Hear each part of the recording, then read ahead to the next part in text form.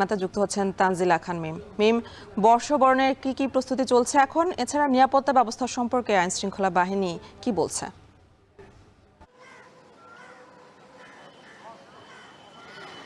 নতুন একটি বর্ষকে বরণ করে নেয়ার জন্য কিন্তু একদমই প্রস্তুত পুরো দেশ।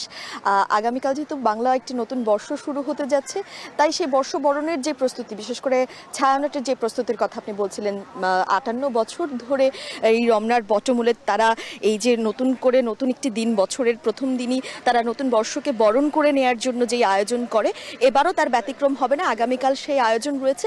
তবে তার আগে যেন কোনো অপ্রীতিকর ঘটনা কিংবা দেশের বর্তমান প্রেক্ষাপটে যেন কোনো কিছুই না ঘটে, সেই জন্য কিন্তু আইন শৃঙ্খলা বাহিনী এবার কড়া নজরদারি দিচ্ছেন এবং নিরাপত্তার কোনো শঙ্কাও নেই বলে কিন্তু তারা জানাচ্ছেন।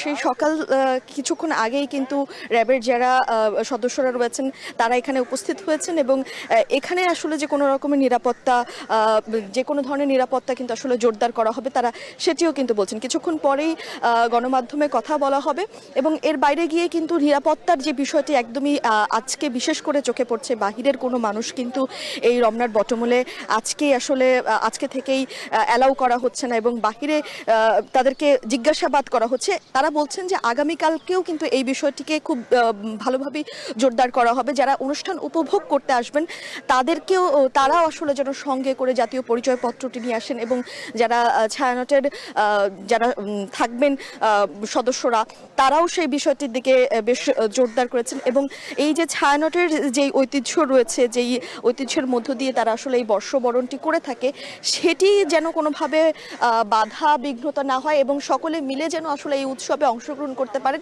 সেজন্যই কিন্তু আসলে এই যে নিরাপত্তা ব্যবস্থা সেটির প্রতি আসলে গুরুত্ব দেওয়া হচ্ছে, যেন প্রত্যেক বাঙালি আসলে নির্বিঘ্নে এই অনুষ্ঠানটি উপভোগ করতে পারেন এবং বাংলা নতুন একটি বছরকে সুন্দরভাবে বরণ করে নিতে পারেন।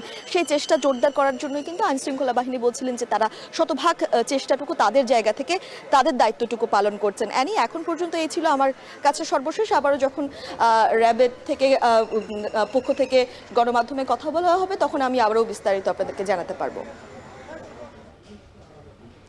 রমনা বটমূল থেকে বর্ষবরণের প্রস্তুতি সম্পর্কে জানাচ্ছিলেন সহকর্মী তানজিলা খান মিম।